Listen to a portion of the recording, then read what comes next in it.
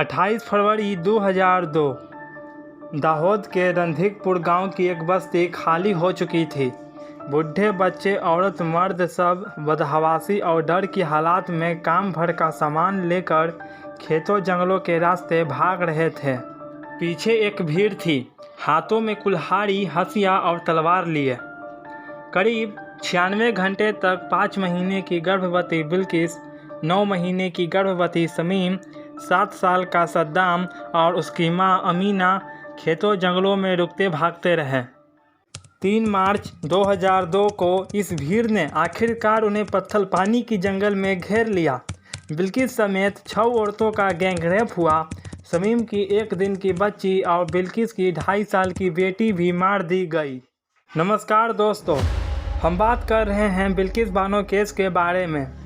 इससे पिछले वाली वीडियो में मैंने आपको बिल्किस के बारे में विस्तार से बताया था।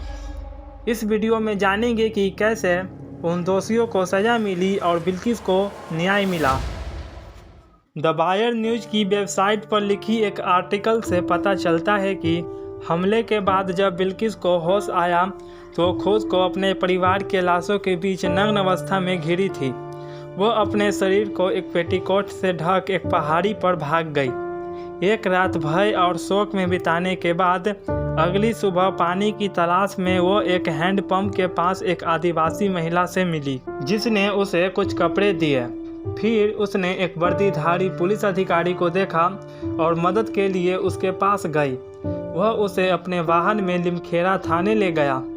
बिल्किस 8 सामूहिक बलात्कार और 14 हत्याओं की अकेली गवाह थी। उसने पुलिस को अपने ऊपर बीती दर्दनाक घटनाओं को विस्तार से बताया, लेकिन police head constable Somabhai Gauri ने उसकी शिकायत दर्ज करने से इनकार कर दिया और उसे एक राहत शिविर में भेज दिया, जहां वो अपनी पति याकूब रसूल से मिली।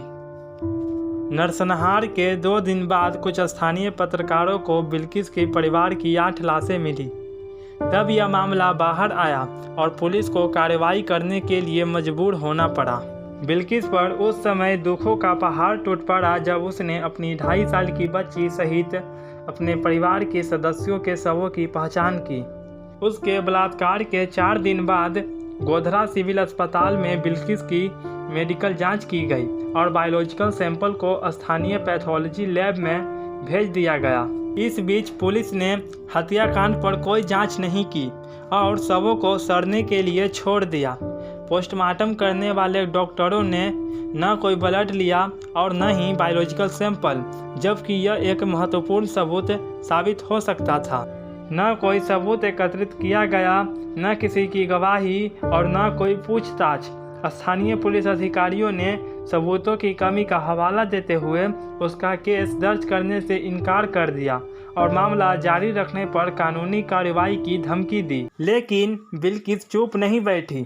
उसने राष्ट्रीय मानव अधिकार आयोग की सहायता से सुप्रीम कोर्ट का दरवाज़ा खटखटाई और दिसंबर 2003 में सुप्रीम कोर्ट ने आदेश दिया कि इस केस को सीबीआई जांच करेगी।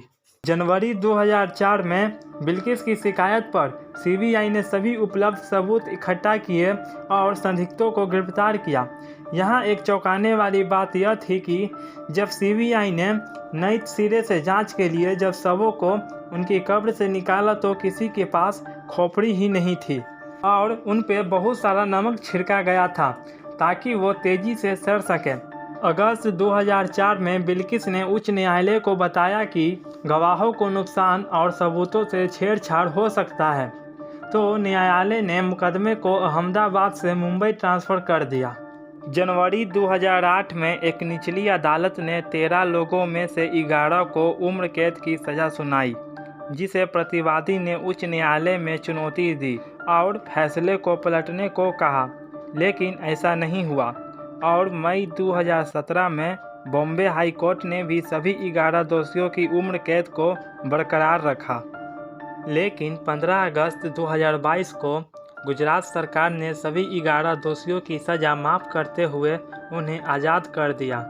तर्क दिया गया कि इन अपराधियों का जेल में व्यवहार चाल चलन ठीक था, इसलिए इनकी सज़ा माफ़ की गई। जब बलात्कारी को उनकी चाल चलन व्यवहार देखकर छोड़ना ही था तो दिल्ली की निर्भया के दोषियों को फांसी और हैदराबाद कांड के दोषियों को फेक एनकाउंटर क्यों किया गया? नवंबर 2019 के दिन किया गया यह एनकाउंटर फर्जी निकला है। सुप्रीम कोर्ट की बेंच ने 387 पन्नों के ऑर्डर में बताया है कि यह एनकाउंटर फर्जी था।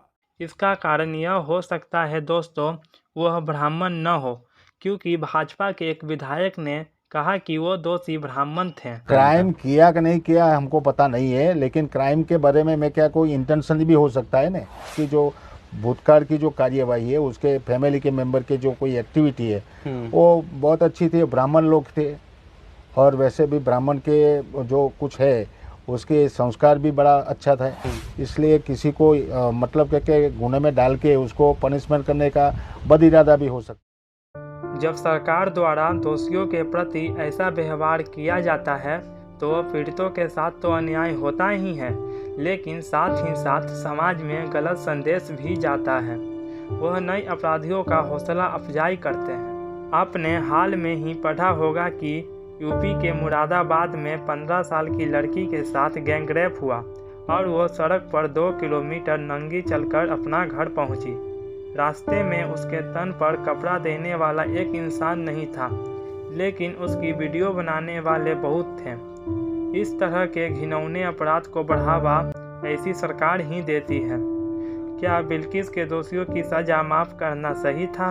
आप क्या सोचते हैं? कमेंट में ज़रूर बताएं। जय हिंद।